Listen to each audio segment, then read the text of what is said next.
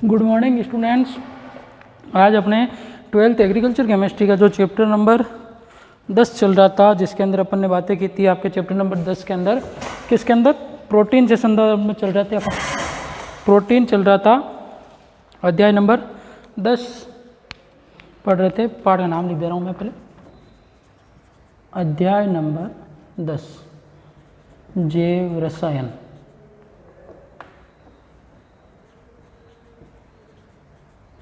अध्याय नंबर 10 जैव रसायन पढ़ रहे थे अपन। तो जैव रसायन के अंदर अपन ने बातें कर ली थी कि जैव रसायन के संदर्भ में अपन ने कार्बोहाइड्रेट कंप्लीट पढ़ लिया था और प्रोटीन चल रहा था अपने। तो प्रोटीन के अंदर अपन ने किसके बारे में बात कर ली, आपके एमिनो अम्ल के बारे में पूरी बात कर ली है ना। प्रोटीन के बारे में बात कर ली, एमिनो अम्ल के बारे में बात कर ली। इसके अलावा अपन ने बात कर ली थी आपके किसके संदर्भ में, प्रोटीन, एमिनो अम्ल और पेप्टाइड के बारे में। पेप्टाइड या पॉलीपेप्टाइड के बारे में पढ़ रहे थे अपन। पेप्टाइड एवं पॉलीपेप्टाइड के बारे में बात की थी। एमिनो अम्ल, पेप्टाइड, इनके संदर्भ में अपन ने बात की, जिसके अंदर अपन ने बात कर ली थी कि पेप्टाइड क्या होते हैं, कितने प्रकार के होते हैं। जैसे 2 एमिनो अम्ल जुड़ते हैं तो उसे अपन क्या कहते हैं, डाई पेप्टाइड। 3 जुड़ते हैं तो ट्राई पेप्टाइड। 4 जुड़ते हैं तो टेट्रा पेप्टाइड और 10 जुड़ते हैं तो पॉलीपेप्टाइड। और 2 एमिनो अम्ल जुड़ते हैं तो उनके मध्य क्या, कौन सा बंध होता है, वो आपके पेप्टाइड बंध होता है ना। पेप्टाइड बंध होता है, जिसके बंध कैसे बनता है कि 2 एमिनो अम्लों के जुड़ने से जो संरचना बनती है उसे अपन पेप्टाइड बंध कहते हैं। इसके बारे में अपन ने बात कर ली थी, जो कल अपन ने बनाकर भी देख लिया था, पेप्टाइड बॉन्ड कैसे बनता है और पॉलीपेप्टाइड क्या होते हैं। और 10 एमिनो अम्लों को याद करने की ट्रिक भी पढ़ ली थी, टीवी मिल पाथ। इसके बारे में अपन ने बात भी कर ली थी कि ये ट्रिक क्या है, टीवी मिल पाथ, ठीक है ना। इसके बारे में अपन ने बात कर ली थी। ये अपने क्लास के अंदर अपन ने बात कर ली थी पिछली क्लास में, कार्बोहाइड्रेट, पेप्टाइड, एमिनो अम्ल, टीवी मिल पाथ। अब अपन को पढ़ना है इस क्लास के अंदर आपके जो कि इस क्लास में पढ़ेंगे अपन प्रोटीन के महत्व क्या है, प्रोटीन का अपने दैनिक जीवन में क्या उपयोग है, इसके बारे में अपन बात करेंगे। तो अपन शुरू करते हैं। अब अपन एमिनो अम्ल हो गए आपके कंप्लीट, ये इसका ट्रिक भी हो गया एमिनो अम्ल याद करने का। पेप्टाइड बंध कैसे बनता है, पॉलीपेप्टाइड क्या होते हैं, प्रोटीन क्या होता है। प्रोटीन क्या है आपके वास्तव में क्या है, उच्च भार वाला क्या है, पॉलीपेप्टाइड है। मतलब जिसका अणुभार कितना है, 10,000 से अधिक है, तो वो क्या है आपके प्रोटीन कहलाते हैं। वो पेप्टाइड क्या कहलाते हैं, प्रोटीन कहलाते हैं। ये अपन ने बात कर ली थी। अब इसके आगे अपन बात करते हैं आपके कि और इसके संदर्भ में क्या हो सकता है।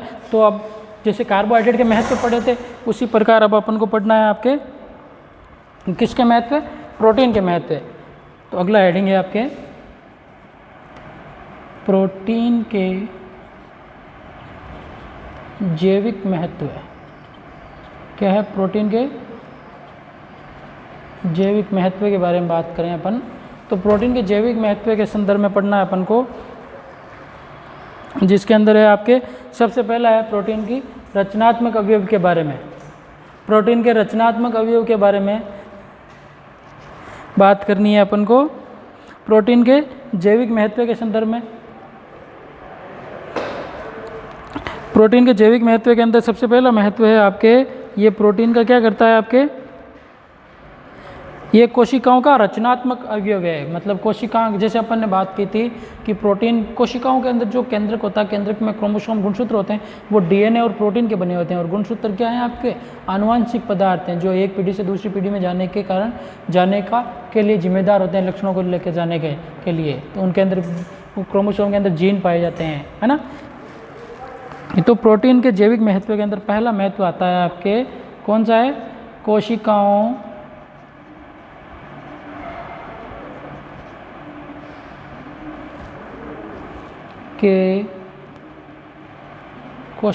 के रचनात्मक अवयव। पहला महत्व क्या है, कोशिकाओं के रचनात्मक अवयव हैं कौन, प्रोटीन।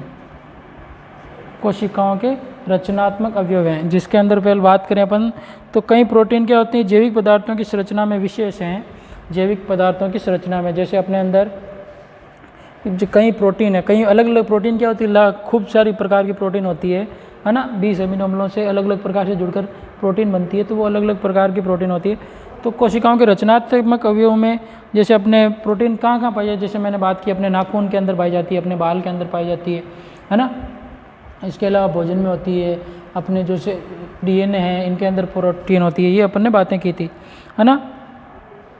तो अपने बालों के अंदर कौन सी प्रोटीन होती है, जैसे अपन बात करें इसके अंदर, तो बाल एवं नाखून में पाई जाती है, आपके प्रोटीन का नाम है, बाल एवं नाखून में पाई जाने वाली प्रोटीन होती है वो होती है आपकी केराटिन प्रोटीन। क्या होती है?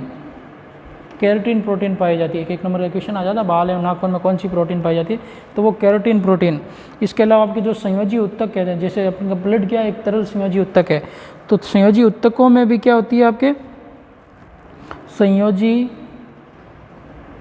उत्तक, तो संयोजी उत्तक में पाई जाती है आपकी कौन सी protein? Collagen protein. Collagen protein ये किस में पाई जाती है? आपके संयोजी उत्तकों में। और बात करूं मैं तो इसके अलावा अपने मांसपेशियों में, किसमें? मांसपेशियों में पाई जाती है आपके कौन सी प्रोटीन? Myosin protein. में से मांसपेशियां और मां से ही मायोसिन प्रोटीन, तो मांसपेशियों में पाई जाती है आपके मायोसिन प्रोटीन। तो ये आपके कुछ प्रोटीन के नाम है ना, मायोसिन प्रोटीन कहाँ कहाँ पाई जाती है। तो इस प्रकार से एक एक नंबर के क्वेश्चन है आपके। बाल एवं नाखून में केराटिन प्रोटीन होती है, संयोजी उत्तक में कोलेजन प्रोटीन होती है, मांसपेशियों में मायोसिन प्रोटीन होती है ना, प्रोटीन से बने हुए होते हैं। तो कोशिकाओं के रचनात्मक ये कोशिकाएं हैं, तो बाल एवं नाखून की कोशिकाएं केराटिन प्रोटीन से बनती है, संयोजी उत्तक की कोशिकाएं कोलेजन प्रोटीन से, मांसपेशियों की कोशिकाएं मायोसिन प्रोटीन से बनती है। तो इस प्रकार से अपन ध्यान रख सकते हैं। और बात करें अपन तो इसके अलावा जिसके अंदर कि कोशिकाओं के प्रोटीन के जैविक महत्व के अंदर, तो जैविक महत्व में पहला तो क्या हो गया? कोशिका के अवयव के रूप में, ठीक है। दूसरी बात करें अपन तो कोशिकाओं के अवयव के अलावा इसके अंदर होते हैं आपके एंजाइम एवं जैव उत्प्रेरक के रूप में भी कार्य करते हैं। प्रोटीन क्या करते हैं? अब अगला टॉपिक अपन एंजाइम पढ़ेंगे तो उसके अंदर भी आपके प्रोटीन का नाम आएगा। तो क्या हो गया कि एंजाइम या अर्थात जैव उत्प्रेरक के रूप में भी इसका उपयोग होता है। तो पहला हो गया कोशिकाओं के रचनात्मक अवयव के रूप में। आगे बात समझिए, ये एक एक नंबर के क्वेश्चन बनते हैं, ध्यान रखें आप। दूसरा है आपके नंबर 2 है आपके एंजाइम अर्थात जैव उत्प्रेरक के रूप में। किसमें? जैव उत्प्रेरक के रूप में भी इसका उपयोग होता है। किसका? प्रोटीन का। तो जैव उत्प्रेरक के रूप में कैसे होते हैं कि लगभग जो सभी एंजाइम हैं वो प्रोटीन के बने हुए होते हैं। आई बात समझ में? सभी एंजाइम, लगभग सभी एंजाइम किसके होते हैं? एंजाइम प्रोटीन के बने हुए होते हैं। किससे? एंजाइम प्रोटीन से बने होते हैं। तो एंजाइम किससे बने हुए होते हैं? प्रोटीन से बने हुए होते हैं। और सजीवों में होने वाली सभी जो जैविक रासायनिक क्रियाएं हैं वो में ये महत्वपूर्ण उत्प्रेरण के रूप में कार्य करते हैं। कौन? एंजाइम। जो अपने अंदर सजीव हैं अपन सभी, तो सजीवों में जो रासायनिक क्रियाएं होती है, जो अपने बॉडी के अंदर खूब सारी क्रियाएं होती है, उनके अंदर जैसे अपन पाचन होता है तो पाचन के अंदर भी खूब सारे एंजाइम होते हैं, जैसे पेप्सिन है, रेनिन है, कैसीन है, जो अपन ने बात की थी, रेनिन, कैसीन, ट्रिप्सिन, है ना, पेप्सिनोजन, ये खूब सारे एंजाइम हैं। जो एंजाइम क्या करते हैं? आपके भोजन के पाचन में सहायक होते हैं ना। तो ये एंजाइम क्या होते हैं? आपके जैव उत्प्रेरक के रूप में कार्य करते हैं अपने अंदर, अपने शरीर में, कि जो अपने शरीर की आंतरिक संरचनाएं हैं उनके अंदर उनको सुचारू रूप से चलाने में भी कार्य करते हैं। तो ये एंजाइम किसके बने हुए होते हैं? प्रोटीन के बने हुए होते हैं। तो दूसरा क्या होगा? एंजाइम जैव उत्प्रेरक के रूप में भी प्रोटीन कार्य करती है। इसके अलावा और बात करें अपन नंबर 3 की बात करें तो प्रोटीन का कार्य हो जाएगा आपके हार्मोन के रूप में। हार्मोन क्या होते हैं? एंजाइम और हार्मोन में अंतर है, ध्यान रखना ना। पढ़े हैं ना 10th क्लास में आपने, हार्मोन एंजाइम याद होंगे थोड़े बहुत। तो हार्मोन के रूप में भी प्रोटीन का उपयोग। देखो एंजाइम, हार्मोन तो क्या करती है?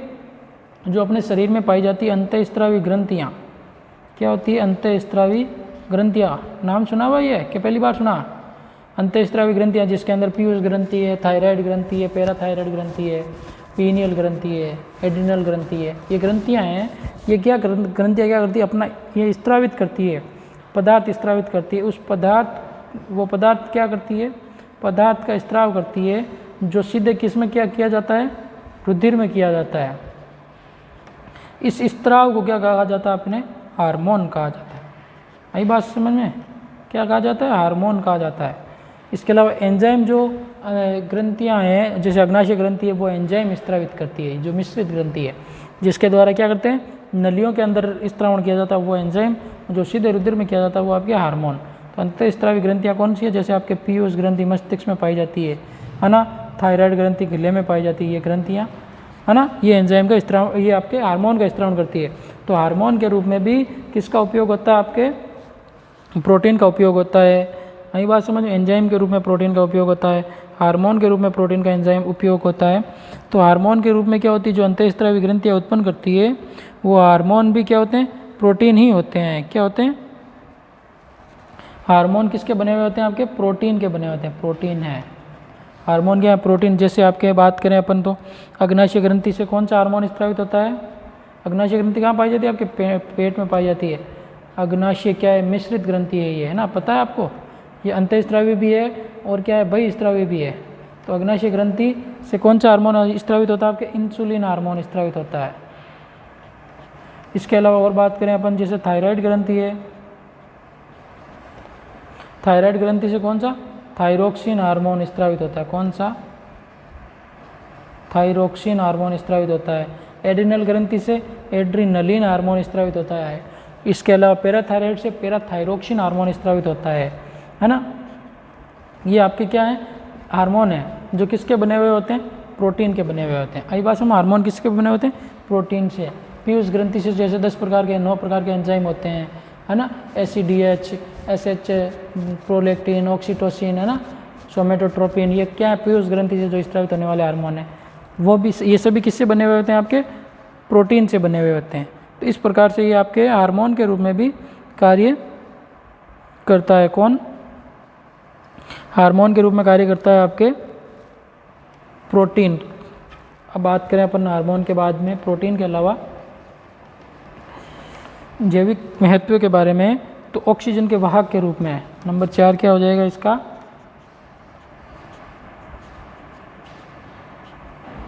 ऑक्सीजन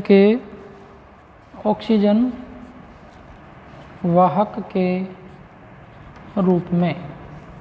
तो नंबर 4 कार्य है प्रोटीन का कि ये ऑक्सीजन वाहक के रूप में क्या होती है, अपन जो श्वसन के रूप में कौन सी गैस ग्रहण करते हैं, अपन ऑक्सीजन गैस ग्रहण करते हैं, है ना, पता है आपको, O2 गैस ग्रहण करते हैं और CO2 को क्या करते हैं, अपन छोड़ते हैं।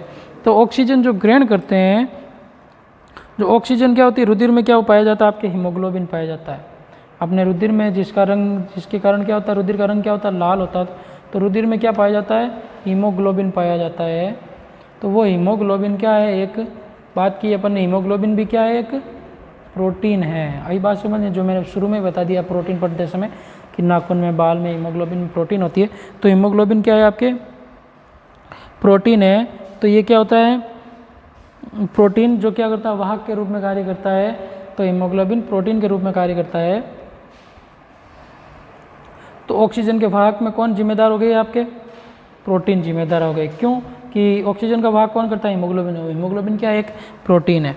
इसी प्रकार और बात करें अपन, और अगर अपन देखते हैं जैसे अपन अपनी सांस फूलने लग जाती है, कोई अपन तेज़ दौड़ते हैं या फिर कार्य करते हैं, कोई व्यक्ति होते हैं उनकी सांस फूलने लग जाती है, तो वो किसके कारण फूलती है, आपके रुधिर में किसकी कमी हो जाती है, आपके हीमोग्लोबिन की कमी से क्या हो जाती है, सांस फूलने लगती है। हीमोग्लोबिन की कमी से सांस फूलने लगती है। यही बात समझ में, क्योंकि रुधिर के अंदर ऑक्सीजन का प्रवाह नहीं होता है, इसके कारण क्या हो जाती है, आपके सांस फूलने लग जाती है। और बात करें अपन इसके अंदर प्रोटीन के महत्व के अंदर, तो अपन ने 4 महत्व पढ़ लिया। पहला, कोशिका के रचनात्मक अवयव के रूप में कार्य करता है कौन, प्रोटीन, जो कोशिकाओं के जैसे बात की अपन ने, मायोसिन मांसपेशियों में पाया जाता है, कोलेजन प्रोटीन अपने किस में पाया जाता है, संयोजी ऊतकों में पाया जाता है।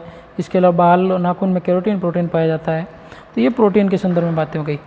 इसके अलावा और बात करें अपन तो नंबर 5 है आपके प्रोटीन के कार्य के अंदर, जो है आपके शरीर की सुरक्षा के संदर्भ में, शरीर की सुरक्षा किसके बारे में? शरीर की सुरक्षा के बारे में। मतलब शरीर की सुरक्षा कैसे करता है कि अपने अंदर प्रतिरक्षी निर्माण करता है। प्रतिजन और प्रतिरक्षी जो क्या होती है, रुधिर में पाई जाने वाली प्रोटीन है। कौन सी? एक अपने रुधिर में पाई जाने वाली प्रोटीन कौन सी है? एक तो होती है प्रतिजन और दूसरी है आपके प्रतिरक्षी। प्रतिजन एवं प्रतिरक्षी जो एंजाइम प्रोटीन है, ये प्रतिरक्षी और प्रतिजन, ये प्रतिरक्षी जो एंजाइम होती है शरीर में, जो क्या कौन सी है इसके अंदर पाई जाती है प्रोटीन, जो इम्यूनोग्लोबिन IgG। प्रतिरक्षी में इम्यूनोग्लोबिन, जो आपने 10th क्लास में पढ़ा होगा, इम्यूनोग्लोबिन्स प्रोटीन पाई जाती है, जो क्या करती है, इसको अपन शॉर्ट में लिखें तो IG लिखते हैं इस प्रकार से। तो इम्यूनोग्लोबिन जो नामक एंटीबॉडी है प्रतिरक्षी, इसको एंटीबॉडी बोलते हैं। तो ये बॉडी जो क्या संपूर्ण प्रोटीन है, जो क्या करती है, ये क्या है आपके प्रोटीन है। किससे बनी हुई होती है? प्रोटीन से बनी हुई होती है, जो अपने शरीर में क्या करेगी, जो जीवाणु होते हैं अपने शरीर में, सूक्ष्म जीव है, उनका संक्रमण, जैसे अभी आपके पर जैसे अभी बीमारी चल रही है, कौन सी बीमारी चल रही है? कोविड-19, कोरोना वायरस है ना।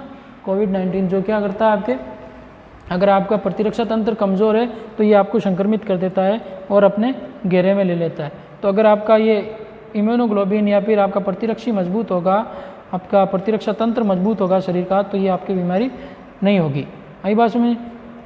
तो ये किससे मजबूत होती है? आपके प्रोटीन से। तो प्रोटीन के जो ये जैविक महत्व हैं कि क्या प्रोटीन, इम्यूनोग्लोबिन प्रोटीन है जो अपने सूक्ष्म जीवों के संक्रमण से रोकती है। क्या करती है?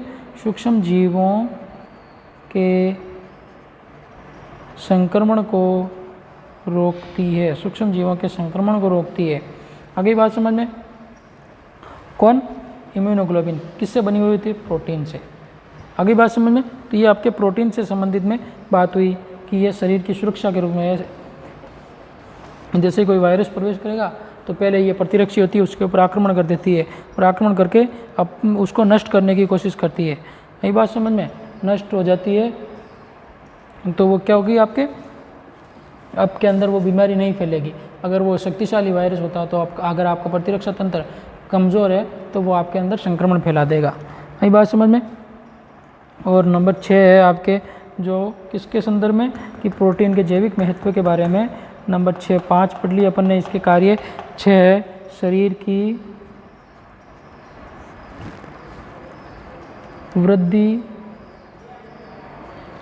वृद्धि तथा मरम्मत का कार्य करती है। कौन? प्रोटीन करती है। अपने शरीर में जो वृद्धि होती है, अपन जन्म लेते हैं तो अपनी हाइट कितनी होती है? छोटी सी होती है ना, 1 फीट 1.5 फीट की भी नहीं होती है। लेकिन जैसे जैसे अपन बड़े होते जाते हैं तो अपनी हाइट क्या होती है? 5 फीट 6 इंच 6 फुट तक बढ़ जाती है ना। वो किसके कारण बढ़ती है? आपके शरीर में वृद्धि होती है। किसके अंदर? कोशिकाओं में विभाजन होता है, जिससे कोशिकाएं बढ़ती है, अपने शरीर में वृद्धि होती है और जिससे अपना शरीर क्या होता है? वृद्धि करता है। मांसपेशियों में प्रोटीन बढ़ती है, जिससे वो मांसपेशियाँ मजबूत होती है ना। जैसे आप बचपन में होते हैं, दूध पीते हैं तो जिससे क्या मांसपेशियाँ और हड्डियाँ मजबूत होने लग जाती है, जिससे आपके अंदर शरीर में वृद्धि होती है। तो मांसपेशियों में कौन सी? जैसे प्रोटीन से बनी हुई होती है। जैसे अपने शरीर का संपूर्ण आवरण क्या है? बाहरी आवरण है। आंतरिक जो मांसपेशियाँ अभी बात की, मांसपेशियों में मायोसिन प्रोटीन होती है। तो ये सभी प्रोटीन क्या होती है? आपके किसके रूप में कार्य करती है? सभी प्रोटीन मरम्मत के रूप में कार्य करती है, अपने शरीर की मरम्मत करती है। यही बात समझ में? जिससे अपने शरीर का आकार बढ़ता है। क्या करता है? अपने शरीर का आकार बढ़ता है। किसके कारण? प्रोटीन के ग्रहण करने से, और शरीर मजबूत होता है। इसके अलावा प्रोटीन क्या करती है? जो अपने आंतरिक उपापचय क्रियाओं के कारण जो उत्तक प्रोटीन का क्षय होता रहता है, इनकी मरम्मत कौन करते हैं? आपके जो अपन उपापचय क्रियाएं करते हैं, मेटाबॉलिक जो रिएक्शन होती है, उपापचय जो क्रियाएं होती है, ये उपापचय क्रियाएं क्या करेगी? आपके अंदर क्रियाओं के द्वारा जो प्रोटीन की हानि होती है, उपापचय क्रियाओं से प्रोटीन की हानि होती है, इस हानि को दूर कौन करते हैं? आपके जो एमिनो अम्ल होते हैं, जो अपन ने बात की, एमिनो अम्लों से किसका निर्माण हुआ है? प्रोटीन का। तो ये एमिनो अम्ल वापस उस प्रोटीन की क्या कर देंगे? आपके मरम्मत कर देंगे। तो मरम्मत करने से वापस वो प्रोटीन नहीं हो जाएगी और वो अपने शरीर में और वृद्धि करेगी। यही बात समझ में? तो इस प्रकार से ये प्रोटीन के जो इम्पोर्टेंट कार्य थे उनके बारे में अपन ने बात की कि प्रोटीन के संदर्भ में जो जो कार्य हैं उनके बारे में। पहला अपन ने बात की कोशिकाओं का रचनात्मक अवयव है। क्या है? कोशिकाओं का रचनात्मक मतलब कोशिका के निर्माण में कार्य करता है। संरचना एवं रचनात्मक कोशिकाओं के अवयव जैसे बात कर ली अपन ने। कोशिकाएं कौन कौन सी हैं, जैसे कोशिकाओं में ना बाल एवं नाखून में पाई जाती है प्रोटीन। इसके अलावा आपके संयोजी ऊतकों में कोलेजन है, बाल नाखून में केराटिन है, मांसपेशियों में मायोसिन है, ये प्रोटीन।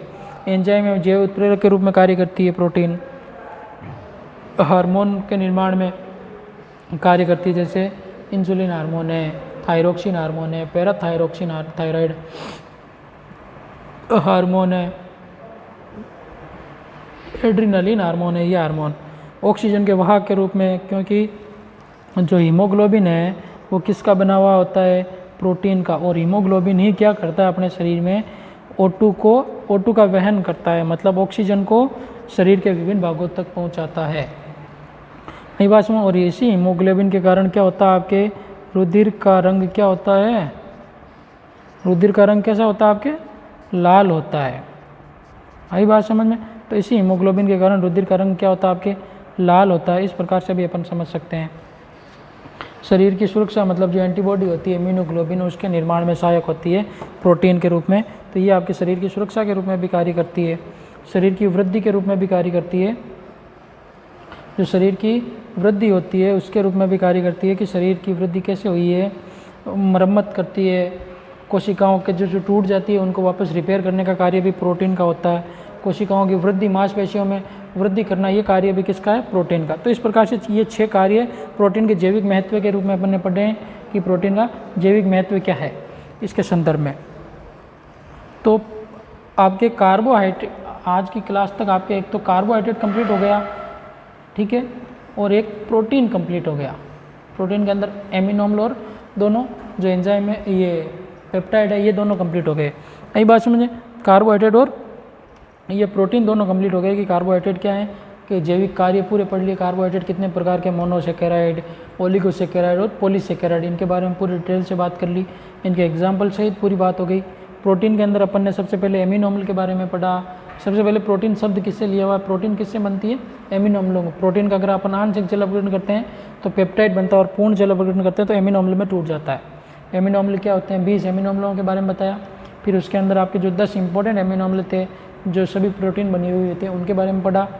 फिर उसके बाद में अपन ने प्रोटीन के जैविक महत्व के अंदर फिर अपन ने प्रोटीन के पेप्टाइड और पॉलीपेप्टाइड के बारे में पढ़ा। और आज अपन ने प्रोटीन के जैविक महत्व के बारे में बात की कि जो प्रोटीन क्या करता है, आपके जो 6 जैविक महत्व हैं उसके बारे में बात कर ली कि प्रोटीन के कौन कौन से जो कार्य हैं उनके बारे में बात हो गई है कि प्रोटीन किस प्रकार से आपके कार्य करती है, हार्मोन के रूप में, ऑक्सीजन के वाहक के रूप में, शरीर की सुरक्षा के रूप में, जो अपन ने बात कर ली है।